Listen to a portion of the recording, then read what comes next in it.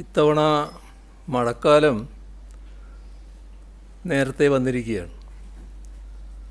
സാധാരണ എത്തുന്നതിന് മുൻപേ വന്ന മഴ സംസ്ഥാനത്തിൻ്റെ പല ഭാഗങ്ങളിലും നാശനഷ്ടങ്ങളുണ്ടാക്കിയിട്ടുണ്ട്. ഈ മഴയുടെ പ്രശ്നങ്ങൾക്കിടയിലാണ് ഒരു ചരക്ക് കപ്പൽ അറബിക്കടലിൽ അപകടത്തിൽപ്പെട്ടത്.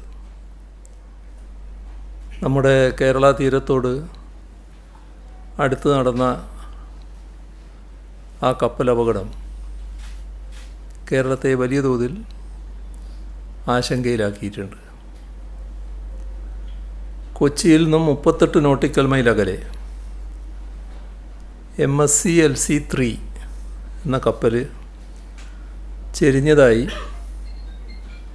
24 വൈകിട്ട് 4 മണിക്കാണ് കോസ്റ്റ് ഗാർഡ് സംസ്ഥാന ദുരന്ത നിവാരണ അതോറിറ്റി അറിയിക്കുന്നത്. വിവരം ലഭിച്ച ഉടനെ പൊതുജനങ്ങൾക്കും മത്സ്യത്തൊഴിലാളികൾക്കുമുള്ള മുന്നറിയിപ്പ് സംസ്ഥാന ദുരന്ത നിവാരണ അതോറിറ്റി പുറപ്പെടുവിച്ചിരുന്നു. 25 കപ്പൽ പൂർണ്ണമായും മുങ്ങി. തോട്ടപ്പള്ളി സ്പിൽവേയിൽ നിന്ന് 14.6 നോട്ടിക്കൽ മൈൽ അകലെയാണ് കപ്പൽ മുങ്ങിയത്. കപ്പലിൽ മൊത്തം 643 കണ്ടെയ്നറുകൾ ഉണ്ടായിരുന്നു എന്നാണ് വിവരം. ഇവയിൽ 73 ശൂന്യമായിരുന്നു. 13 കാൽഷ്യം കാർബൈഡ് ഉണ്ട് എന്നാണ് പറയുന്നത്. 46 ഹൈഡ്രാസിൻ എന്ന പ്ലാസ്റ്റിക് ഘടകങ്ങളാണ്. ഒരെണ്ണം റബ്ബർ കോമ്പൗണ്ട് അടങ്ങിയതാണ്. തടി, പഴങ്ങൾ, തുണി ഇവയും ചിലതിലുണ്ട്. ഏകദേശം 100ഓളം കണ്ടെയ്നറുകൾ കടലിൽ വീണിട്ടുണ്ടാവും അതെന്നാണ് അനുമാനിക്കുന്നത്. 26 തന്നെ അടിയന്തരമായി യോഗം ചേർന്ന് സ്ഥിതിഗതികൾ വിലയിരുത്തി. ഇതുമായി ബന്ധപ്പെട്ട് പ്രതികരണ പ്രവർത്തനങ്ങളിൽ ഏർപ്പെടുന്ന ഉദ്യോഗസ്ഥർ അന്ന് തന്നെ ഓയിൽ സ്പിൽ കണ്ടിജൻസി അന്താരാഷ്ട്ര തലത്തിൽ പ്രവർത്തിക്കുന്ന വിദഗ്ധരുമായി ചർച്ച നടത്തി. അതിലുള്ള ഒരു വിദഗ്ധൻ മലയാളിയായ മുരളി തൊമ്മാരു കൂടിയാണ്. അദ്ദേഹമടക്കമുള്ളവർ ആ ചർച്ചയിൽ പങ്കെടുക്കുകയുണ്ടായി. നിലവിൽ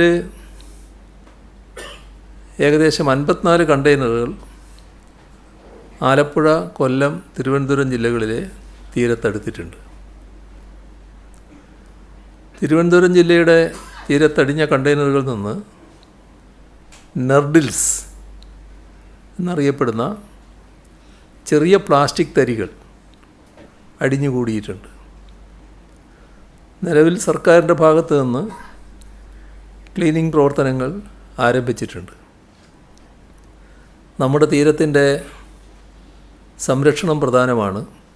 അതുകൊണ്ട് നാം തന്നെ മുന്നിട്ടിറങ്ങേണ്ടതായിട്ടുണ്ട്.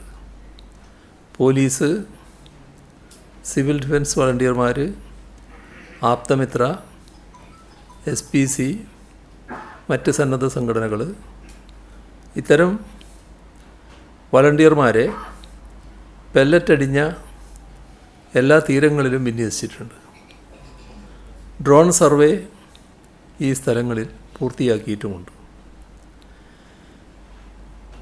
MSC കമ്പനിയുമായി ചർച്ച നടത്തിയിരുന്നു.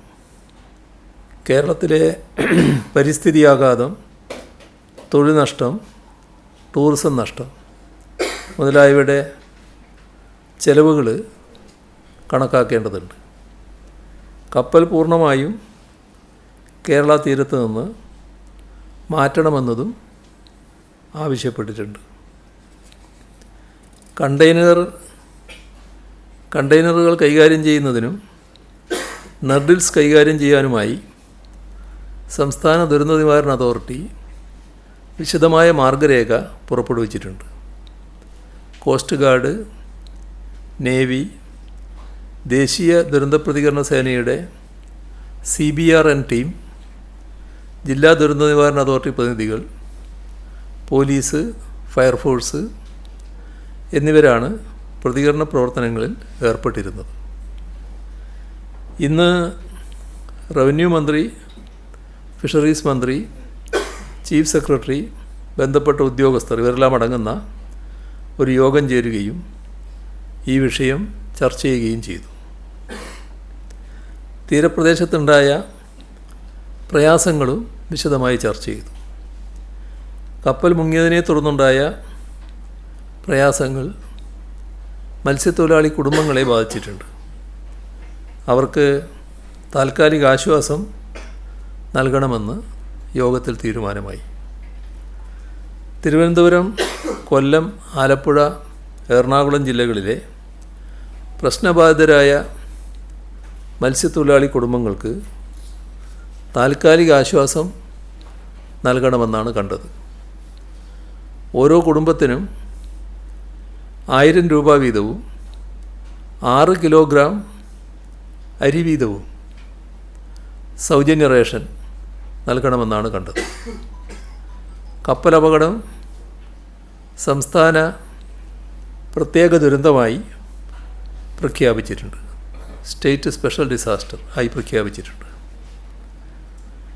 ഡയറക്ടർ ജനറൽ ഷിപ്പിംഗ് വന്നിരുന്നു. അദ്ദേഹവുമായി ചർച്ച ചെയ്ത് നിലവിലുള്ള സ്ഥിതി അവലോകനം ചെയ്തിട്ടുണ്ട്. മത്സ്യത്തൊഴിലാളികൾ ഏകദേശം 20 നോട്ടിക്കൽ മൈൽ പ്രദേശം ഒഴിവാക്കി മത്സ്യബന്ധനം നടത്തണമെന്നാണ് ഇപ്പോഴുള്ള നിർദ്ദേശം. പോണ്ടിച്ചേരിയിൽ നിന്ന് ഒരു കപ്പൽ അപകടം നടന്ന സ്ഥലത്തേക്ക് തിരിക്കുന്നുണ്ട്. മുങ്ങിയ കപ്പലിൻ്റെയും ആഴത്തിൽ പതിഞ്ഞു കിടക്കുന്ന കണ്ടെയ്നറുകളുടെയും സ്ഥാനം കൃത്യമായി കണക്കാക്കാനുള്ള സോണാർ സർവേ ഇന്ന് തന്നെ ആരംഭിക്കും. കൃത്യമായി സ്ഥാനം നിശ്ചയിച്ചു കഴിഞ്ഞാൽ അതിനു ചുറ്റും ബോയ ഇട്ട് അടയാളപ്പെടുത്തിയ ശേഷം മറ്റ് സ്ഥലങ്ങൾ മത്സ്യബന്ധനത്തിന് അനുവാദം നൽകുന്ന കാര്യവും ആലോചിക്കുന്നതാണ്.